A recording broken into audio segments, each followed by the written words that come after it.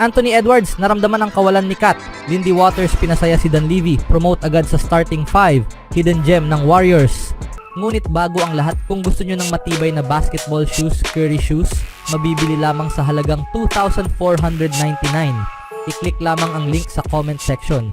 Bumagsak ang Minnesota Timberwolves sa 2-2 record nitong Miyerkules ng araw matapos ang pagkatalo sa Dallas Mavericks 120-114 sa isang rematch ng Western Conference Finals sa kanilang home court. Mabagal ang naging simula ng Timberwolves ngayong season matapos nilang baguhin ng malaki ang kanilang roster sa off-season, kung saan ipinagpalit nila si Karl Anthony Towns sa New York Knicks kapalit nina Julius Randle at Donte DiVincenzo. Sa larong ito, dalawa sa mga pinakamalaking problema na nagdulot ng pagkatalo sa Timberwolves ay ang mga issue sa rebounding at transition defense na matagal ng sakit ng ulo para sa team.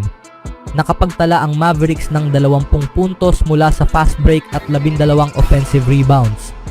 Pagkatapos ng laro, inamin ni Anthony Edwards na alam niyang may mga bagay silang dapat ayusin ayon sa Sneaker Reporter. Walang kahit ano na sinasabi ng coach na parang, ano bang gagawin natin? Sabi ni Edwards.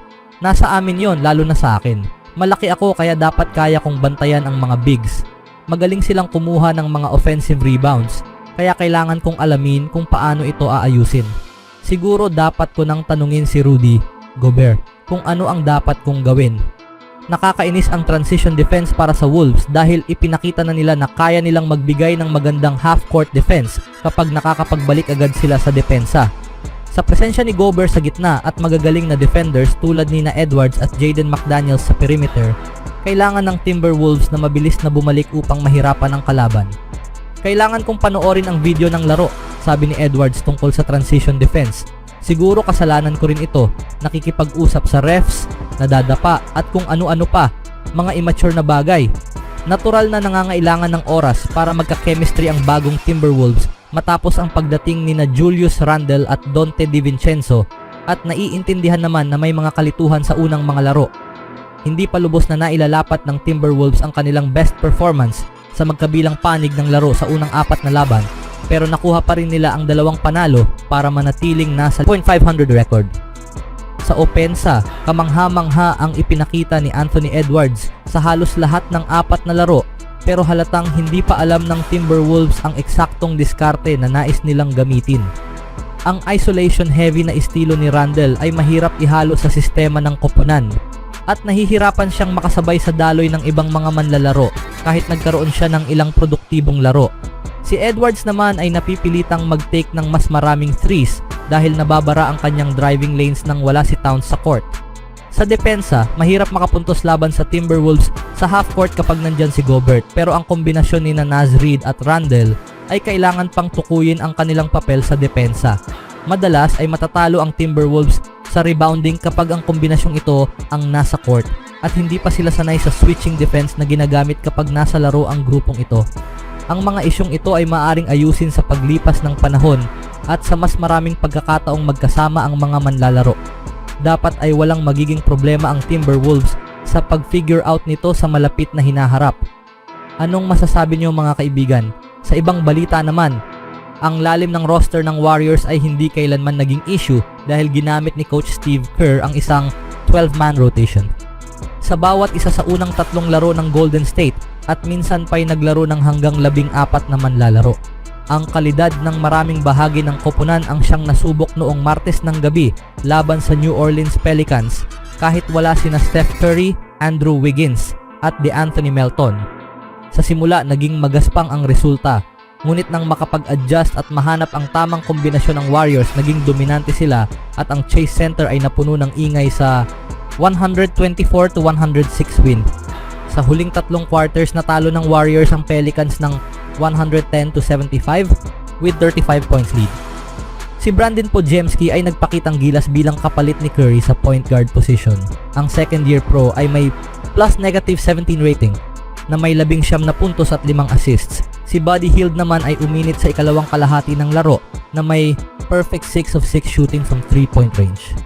Sa huling 2 quarters at nagtala ng team high 28 puntos. Ngunit ang pinaka-pinag-usapang istorya ng gabi ay si Lindy Waters na nakapagtala ng 21 punto sa loob ng 30 minuto mula sa bench. Mas maingat ang Warriors sa paghawak ng bola na may 34 na assists at 8 turnovers lamang. Ang kanilang depensa ay nagpakita rin ng lakas na may 14 na pagtangka at nakapagtala sila ng 32 puntos mula sa 32 pagtangka ng Pelicans. Narito ang pangunahing takeaway mula sa panalo ng Warriors. Nakakagulat na starting lineup dahil wala ang dalawang starters na sina Curry at Wiggins, pati na rin ang key reserve na si Melton. Nagulat ang marami sa lineup ni Kerr.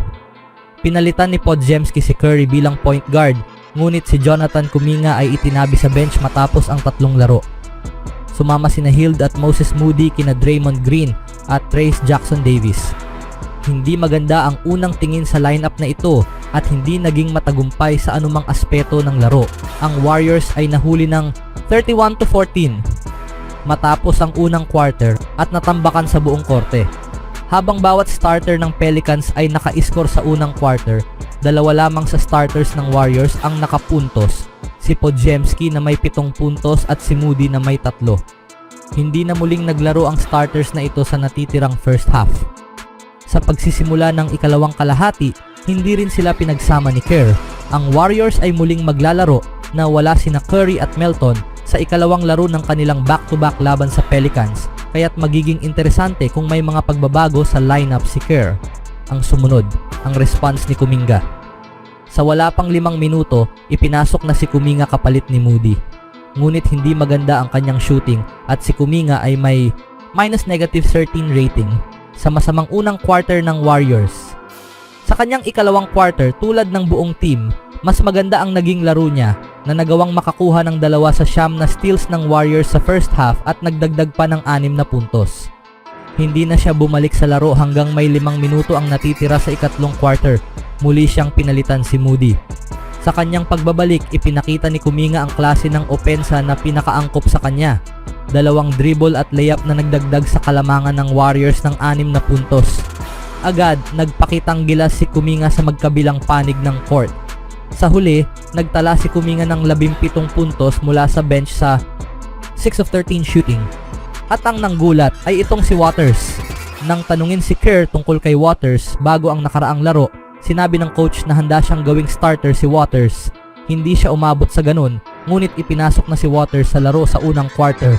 Na-miss ni Waters ang nag-iisa niyang 3-point shot sa unang quarter, ngunit nagbigay siya ng malaking kontribusyon sa ikalawang quarter kung saan natalo ng Warriors ang Pelicans ng 33-20 lead. Sa ikalawang quarter, nag-shoot si Waters ng 3 sa 5 mula sa field at ginawa ang nag-iisa niyang 3-point attempt para sa 9 na puntos. Bukod dito, nakakuha rin siya ng 5 rebounds, 3 offensive at 2 defensive. Pinarangalan siya ni Kerr sa kanyang magandang laro at ginawa siyang starter sa ikalawang half. Pinalitan si Hield. Sa loob ng unang 30 segundo ng ikalawang kalahati, ipinasok ni Waters ang isang 3-pointer para simulan ang opensa ng Warriors. Bagaman kilala siya bilang long distance shooter, ipinakita niya na higit pa siya sa pagiging espesyalista lamang sa 3-point line.